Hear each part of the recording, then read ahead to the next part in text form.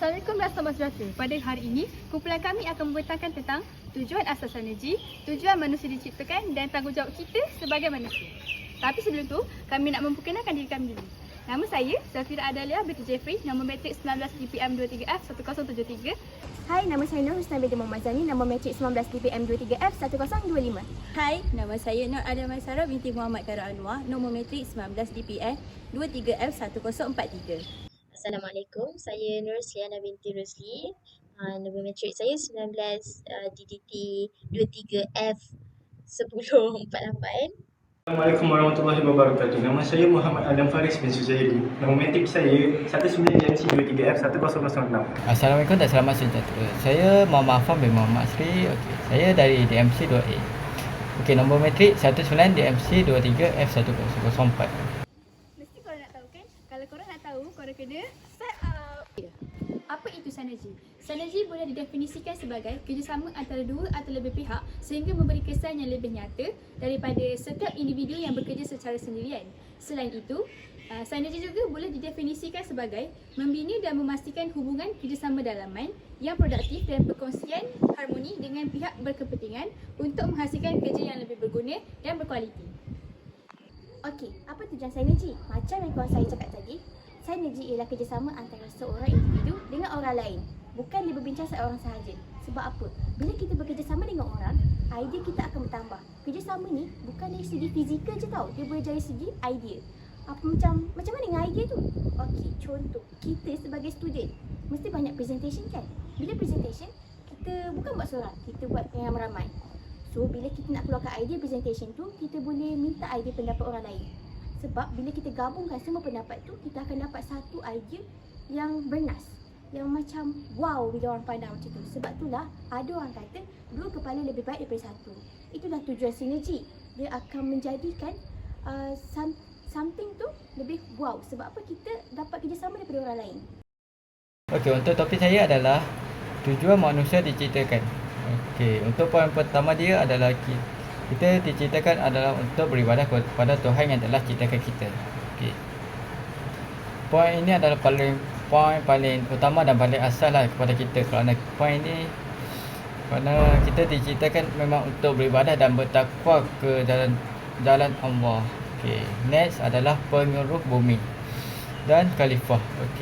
Senang kata penguruh bumi ni kan macam menjaga kesejahteraan dan kedamaian lah untuk rakyat.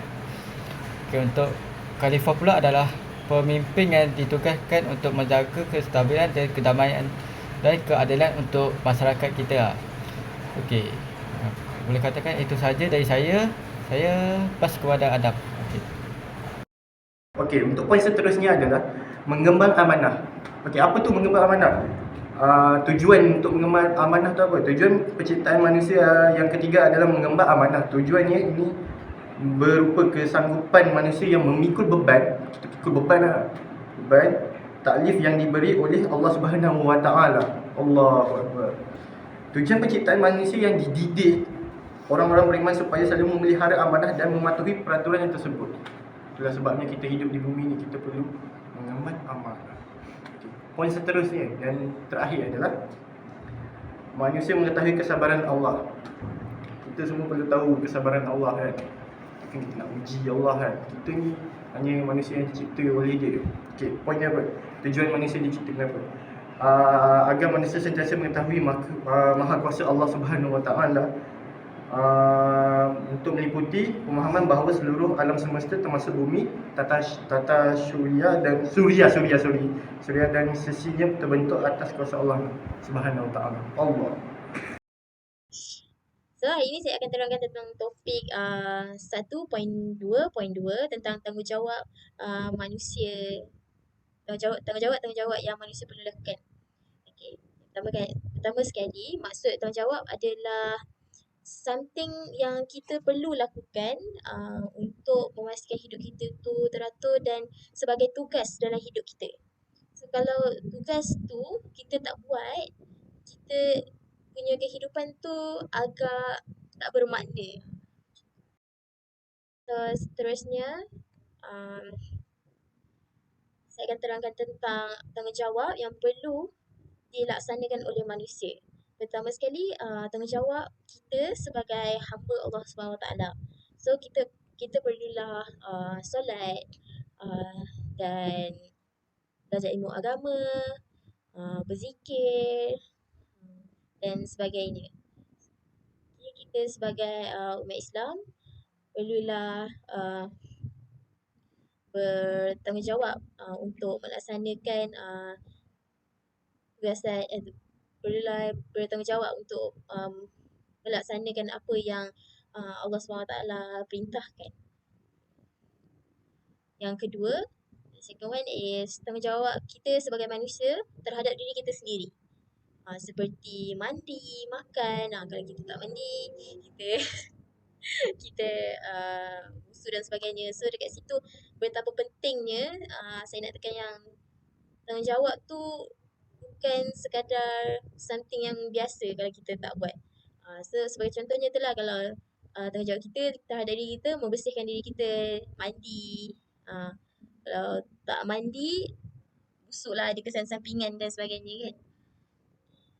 Dan lepas tu makan. Kalau tak makan, lapar sehingga setengah kes boleh menyebabkan penyakit. Dan macam-macam. Ada tu yang tak makan boleh sampai kemuruman. So kat situ kita nampak yang tanggungjawab bukan something yang kita kena ambil remeh-temeh. Korang mesti nak tahu kan tanggungjawab yang ketiga. Tanggungjawab yang ketiga adalah tanggungjawab terhadap keluarga. Ada 4 tanggungjawab terhadap keluarga. Yang pertama adalah tanggungjawab ibu bapa terhadap anak-anak. Tanggungjawab ibu terhadap anak-anak adalah menyediakan duit, menyediakan rumah, menyediakan pakaian yang lengkap. Tanggungjawab yang keempat adalah tanggungjawab masyarakat. Ada 4 tanggungjawab masyarakat. Yang pertama adalah tolong-menolong. Yang kedua adalah hormat-menghormati. Yang ketiga adalah cinta mencintai. Yang keempat adalah kasih sayang. Tanggungjawab yang kelima pula adalah tanggungjawab terhadap negara. Tanggungjawab terhadap negara adalah dengan mengibarkan jalur gemilang, sentiasa mengingati tokoh-tokoh negara. Tanggungjawab yang keenam adalah tanggungjawab alam. Tanggungjawab yang keenam ini adalah dengan berkaitan dengan alam sekitar. Tanggungjawab kita untuk menjaga kebersihan alam daripada terkenanya pencemaran air, pencemaran bunyi dan pencemaran udara.